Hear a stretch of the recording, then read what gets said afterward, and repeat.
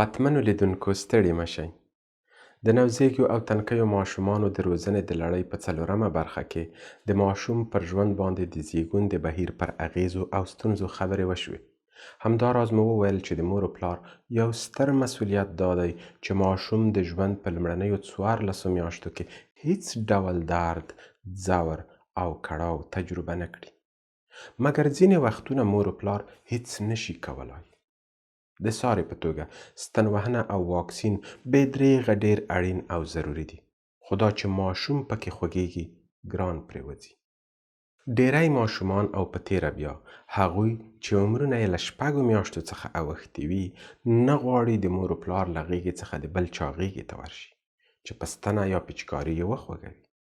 دا بد او ناوړه احساس له واکسینولو څخه وروسته د تبې او درد له لاسه یوه یا 2 ورځې نور هم غځېږي. ځکه نو مور و پلار او واکسیناتور باید هڅه وکړي چې واکسینول او یا د کومې بلې طبي موخې لپاره ستن وهل د امکان تر بریده چټک، اسانه او بې درده شي. د خفګان او خواشینۍ ځای دا دی چې ځینې ماشومان د ژوند په لومړنیو 14 میاشتو او یا وروسته موده کې پر داسې ناروغیو اخته کیږي چې جراحي ته اړتیا لري. که څه هم اوسنۍ جراحي به ممکن بې درده او یا لږ درد ولري، خو له عملیات وروسته دردونه، غمونه او ستونزې کټوي. د ماشومانو لویدنه، سوځېدنه، د میاشو، غومبسو، لړمانو او نورو خوځندکو چیچ او بالاخره سړوخه او تودوخه هغه څه دي چې مور و پلار باید ورته ډیر او بیخي ډیر پام وکړي. په ټولیزه توګه دا خبره یو ځل بیا تکراروم چې مور او پلار باید ټول کوښښ وکړي چې ماشوم د ژوند په لومړنیو 14 میاشتو کې له هر ډول درد، رنځ او ځور څخه لرې وساتل شي. د ماشوم نازونه یا سټروک د مور و پلار دریم مسؤلیت او لومړیتوب دی. د ژوند په پیل کې د انسان پوستکی بې دریغه ډیر حساس وي چې موښنې او نازونې ته اړتیا لري. ماشوم باید په ورو ورو او مینه وموښل شي.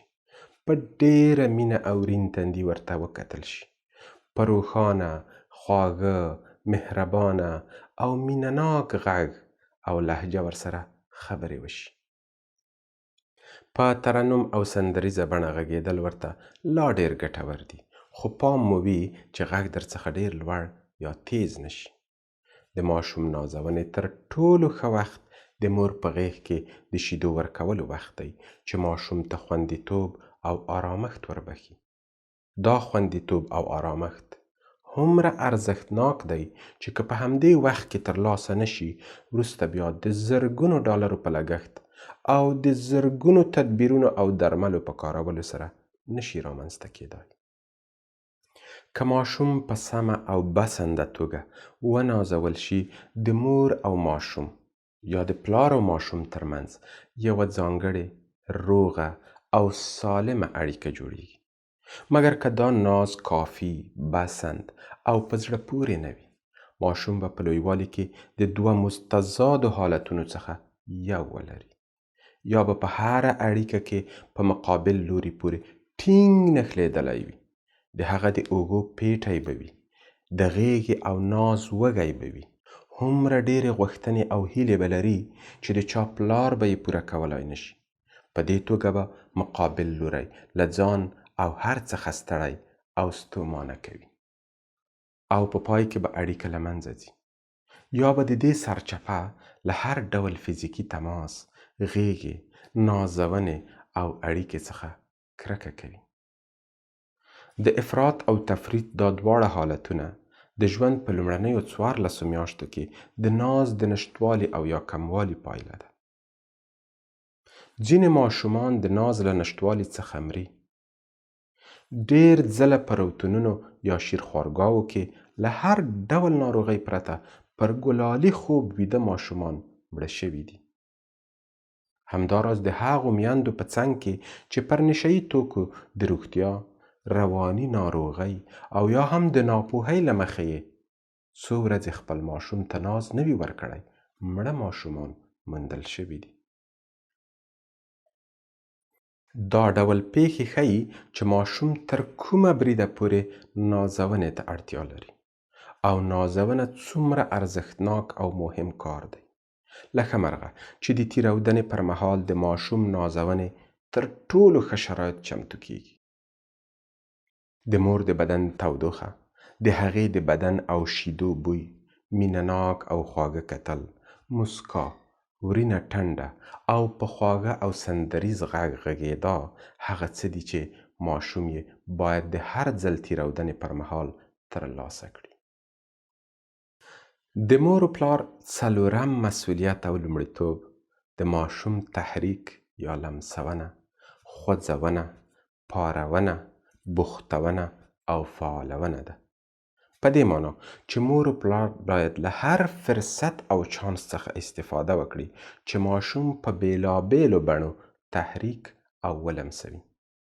په غېږ کې یې کښته پورته، یوه خوا او بله خوا کړي، ویې تخنوي، لاسونه او پښې یې هخوا دېخوا کښته او پورته کړي، سر یې ورو ورو یوه خوا بله خوا کوږ کړي، ځان ته یې مخامخ ونیسي او د مخ د بڼې په بدلولو، ژبې را ایستلو، د شونډو پر راټولولو او پرېښولو، د سترګو په پرانیستلو او بندولو او د وروځو د کښته او پورته کولو او له ځان څخه د لرې او نږدې کولو له لارې داسې شرایط رامنځته کړي چې ماشوم وپارېږي، بوخت او فعال شي، ترڅو د مغزي ژونکو یا حجرو ترمنځ اړیکې جوړې شي.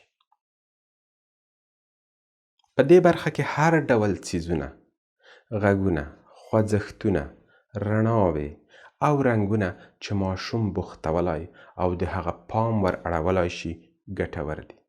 له دې ډلې څخه یو له 2 میاشتنۍ څخه وروسته د څو شیبو لپاره د باندې ګرځونه ده چې شاوخوا ځایونه او رنګارنګۍ وویني. د دې ګرځولو په وخت کې که ماشوم د مور یا پلار په غېږ کې وي، مخې یا شاته تړل شوی وي او یا پر اوږو کېنول شوی وي، تر ټولو ښه حالت دی. که په موټر یا بګۍ کې وي، د موټر یا بګۍ حرکت باید بیخي ورو وي چې ماشوم وکولای شي له بهر څخه ترلاسه کړي معلومات په خپل ذهن کې یو ډول ځای پر ځای او له هغو پیښو او چارو سره ونښلوي چې پخوا یې په ژوند کې پیښې شوي، لیدلې او یا تجربه کړي دي، ترڅو له دې لارې څخه د ځان لپاره د معلوماتو یوه همغږې او هماهنګه ټولګه جوړه کړي. ګرانو لیدونکو، د نن خپرونه پر همدې ځای پای ته رسیږي. تر بلې هغې پورې مو لوی الله مل. خو پام مو وي چې د دې چینل سبسکرایب او د دې ویډیو لایک یا ډسلایک در څخه پاتې نشي.